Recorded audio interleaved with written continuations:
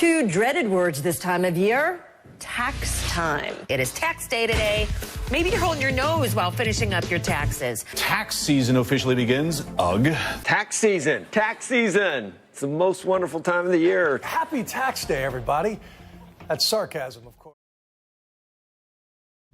Taxes are a forced financial charge on citizens in order to fund the government.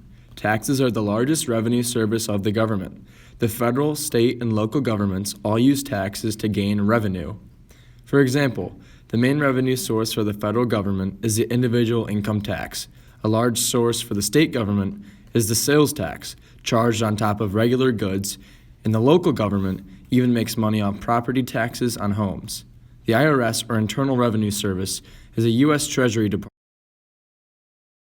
Right at the start of 2020, the IRS has made some changes to tax brackets that decide how much money you are going to give to the government.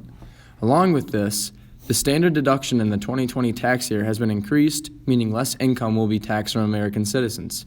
Also, the lifetime gift and estate tax exemption was increased, which protects those from taxes which are currently at 40%.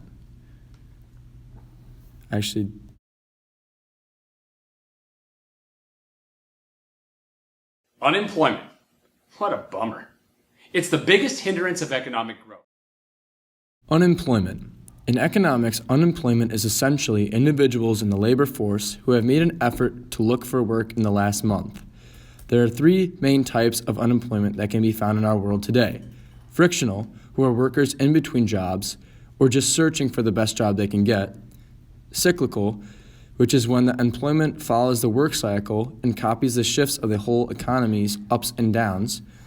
Lastly, we have structural unemployment, occurring when the skill set of the former worker simply does not match the skills required for the job due to the new economic structure.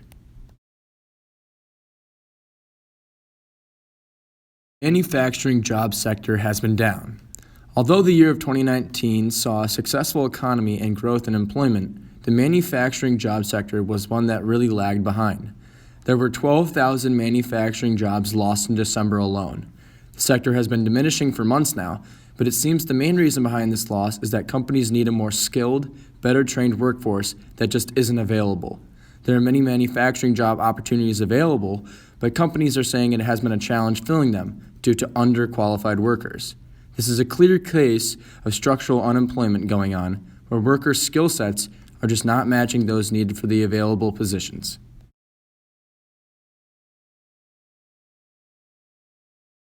Monetary policy. Monetary policy is the management of the money supply and interest rates to achieve macroeconomic goals. The United States Federal Reserve is responsible for implementing this economic policy. The goal of the Federal Reserve is to affect how consumers and producers operate with money using the three tools of the discount rate, reserve requirement, and open market operations, bonds and securities. To attain the macroeconomic goals of low unemployment and economic growth, the easy money approach to monetary policy will be used to stimulate growth. To stabilize prices in an economy that is moving too fast, the tight money monetary policy strategy will be utilized to contract growth. Low interest rates worry the Fed. There might be some solutions. Recently, former Federal Reserve Chairman Janet L. Yellen said that low interest rates are a big economic problem for America and a great issue for our times. Interest rates have stayed around the 1.5 to 1.75% mark that they were in 2009 when the Fed tried to combat the 2007 to 2009 Great Recession. The interest rate decrease is occurring due to households/businesses saving more money, overall productivity slowing, and populations aging. This has caused economics, especially those within the Fed, to become very worried. The central bank has begun to review its policies to make sure interest rates are stable and inflation does not decrease. Above all else, the Federal Reserve hopes that inflation does not slip too low because if so, the Fed will not have any room to cut rates due to it already being so low. 4,300, 4,400,